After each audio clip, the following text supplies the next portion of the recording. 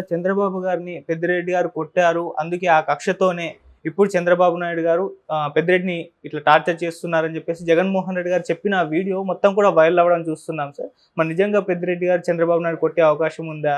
ఈ వ్యాఖ్యలను మీరు ఏ విధంగా చూస్తారు సార్? జగన్ నిన్న ప్రెస్ మీట్లో పెద్దిరెడ్డిని వేధిస్తున్నాడు. దీనికి కారణం ఏంటంటే వీళ్ళిద్దరు కాలేజ్ మేట్స్, చిన్నప్పుడు క్లాస్మేట్స్. అప్పుడు కాలేజీలో ఉన్నప్పుడు పెద్దిరెడ్డి చంద్రబాబును కొట్టాడంట. ఆ కక్ష పెట్టుకున్నాడు. ఆ కక్ష పెట్టుకొని అప్పటి నుంచి కూడా ఏదో రకంగా పెద్దిరెడ్డి మీద కక్ష తీర్చుకోవడానికి ట్రై చేస్తూనే ఉన్నాడు. అందుకని అక్కడ ఆర్డీఓ ఆఫీస్లో, మదనపల్లి ఆర్డీఓ ఆఫీస్లో రికార్డులు తగలబడ్డాయని పెద్ద ఎత్తున గోల్ చేస్తున్నాడు. అక్కడికి ప్రత్యేక హెలికాప్టర్ పంపించి దాంట్లో డీజీపీని, సిఐడి వాళ్ళని, వీళ్ళందరినీ అక్కడ పంపించాడు, పోలీసుల్ని. సో అంత హడావిడి ఏముంది? రికార్డులు ఫిజికల్ రికార్డులు తగలబడితే ఏమవుతుంది? వాటి కాపీలు కలెక్టరేట్లో ఉండవా? వాటి ఆన్లైన్లో ఉండవా? తర్వాత సీసీఎల్ఏలో ఉండవా? ఇంత గోల ఎందుకు చేస్తున్నారంటే పెద్దిరెడ్డిని బదనాం చేయడానికి చేస్తున్నారు. పెద్దిరెడ్డి కొడుకు మిథున్ రెడ్డిని బదనాం చేయాలి, అతన్ని ఏదో ఒక రకంగా ఇరికించి జైల్లో పెట్టించాలి.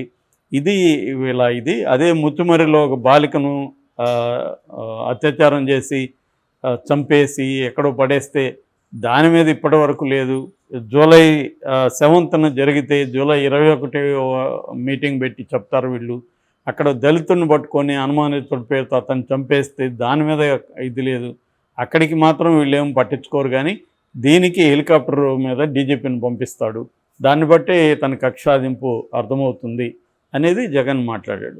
అయితే ఇక్కడ అంటే కొట్టాడా లేదనేది అప్పటి వీళ్ళిద్దరికి తెలిసిన వాళ్ళు చెప్పాలి. కానీ మనకంటే సీనియర్లు కాబట్టి ఆ టైం నేను కూడా తిరుపతి ఎస్వి యూనివర్సిటీలో చదివాను. నేను కూడా రాడికల్ స్టూడెంట్ మూమెంట్లో ఉన్నాను. కానీ నాదంతా కూడా 90s, వీళ్ళదేమో 70s. సో 74లో పెద్దిరెడ్డి రామచంద్రారెడ్డి యూనివర్సిటీకి ప్రెసిడెంట్గా, అంటే స్టూడెంట్ ప్రెసిడెంట్గా ఎన్నికయ్యాడు. సో ఆయన స్టూడెంట్ లీడరు.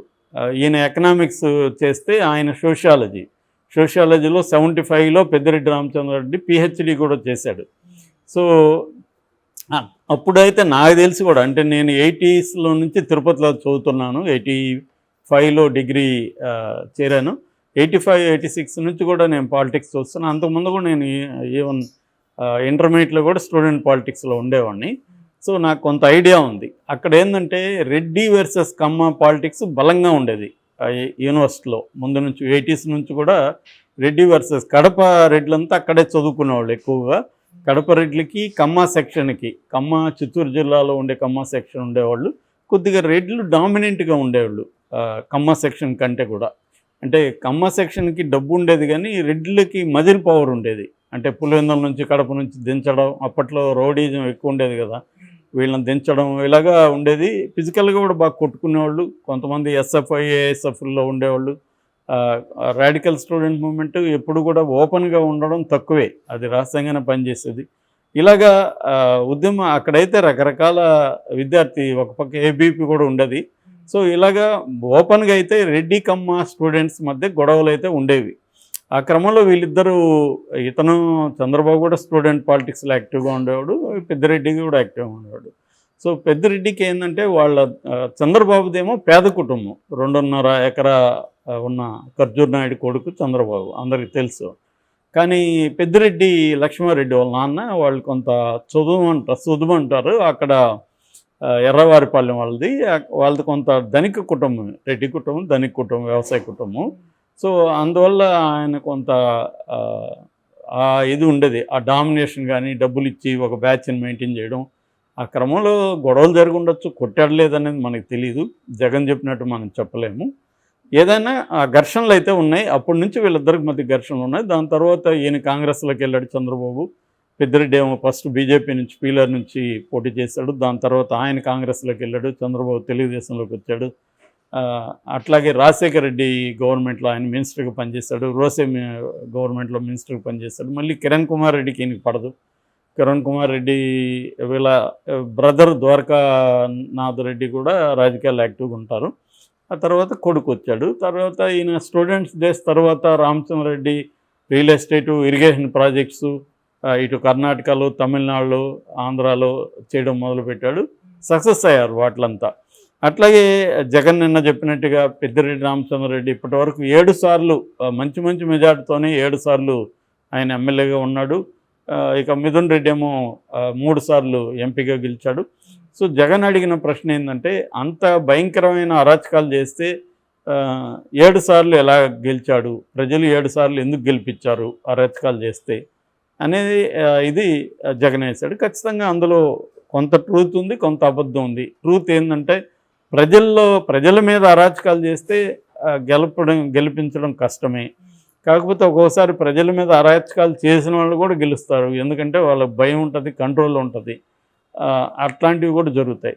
రెండోది, చంద్రబాబు ప్రధానంగా అతను ఇబ్బంది ఏంటంటే, తర్వాత కాలంలో చంద్రబాబుని విపరీతంగా టార్గెట్ చేశాడు. ఎందుకంటే చంద్రబాబు వ్యూహాల దగ్గర నుంచి అన్ని విషయాలు అతనికి స్టూడెంట్ డేస్ నుంచి తెలుసు కదా.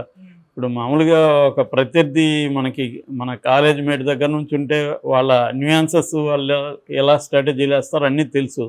కాబట్టి చంద్రబాబుని దెబ్బతీయడంలో అతను కొంతవరకు కొన్నిసార్లు సక్సెస్ అయ్యాడు.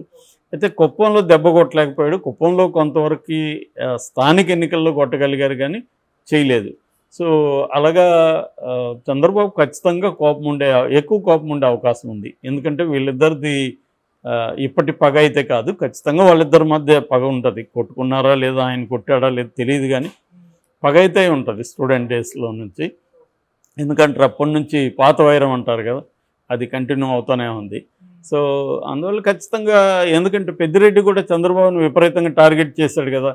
సో చంద్రబాబు ఎందుకు చేయడు పెద్దిరెడ్డిని అధికారంలో ఉన్నప్పుడు? వీళ్ళు కూడా చేశారుగా. కుప్పం అంతా వెళ్ళి పెద్దిరెడ్డి కూర్చున్నాడు. పెద్దిరెడ్డి నిరంతరం చంద్రబాబుని టార్గెట్ చేసినప్పుడు పెద్దిరెడ్డిని తొక్కేయాలని చంద్రబాబు అనుకోవడంలో ఆశ్చర్యమేం లేదు. ఎవరున్నా, జగన్ ఉన్నా ఆ ప్లేస్లో ఎనిమిస్ని తొక్కేయాలని జగన్ కూడా అనుకోలేదా?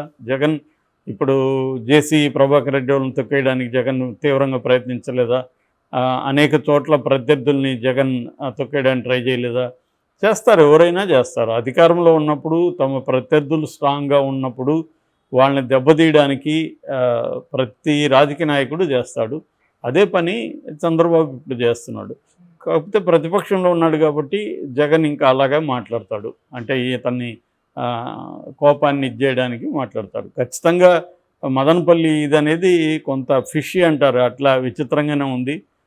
దానికి అంత ఇంపార్టెన్స్ ఎందుకు ఇస్తున్నారు అనేది మాత్రం క్లియర్గానే ఉంది. పెద్దిరెడ్డిని దెబ్బతీయాలి రాజకీయంగా, అందుకని ఏది దొరికినా దాన్ని పట్టుకొని చంద్రబాబు వెళ్ళే అవకాశం ఉంది. దాన్ని ఎదిరించాలి కాబట్టి వాళ్ళు కూడా ఈ విషయాలంతా మాట్లాడే అవకాశం ఉంది. సో జగన్ ఏంటంటే, మామూలుగా అయితే ఒక 6 నెలలు టైం ఇద్దాం అనుకున్నారు, కానీ వీళ్ళు 6 నెలలు ఆగేయట్లేరని జగన్ కూడా రంగంలో దిగేశాడు. అంటే త్వరగానే జైల్లో పెట్టే అవకాశం ఉంది. ఎందుకంటే జగన్కి ఇప్పుడు జైలుకి పోతే ఇమ్మీడియట్గా ప్రజల్లో నుంచి పెద్ద స్పందన రాదు. ఎందుకంటే ప్రజల్లో ఇంకా చంద్రబాబు ప్రభుత్వం మీద తీవ్ర వ్యతిరేకత రాలేదు. ఇప్పుడే కదా స్టార్ట్ అయింది 40 రోజులు. ప్రజలు వెయిట్ చేస్తారు ఇంకా, అంటే మనకి పథకాలు ఇస్తారా, ఏం జరుగుతుంది, ఇవన్నీ వెయిట్ చేస్తారు.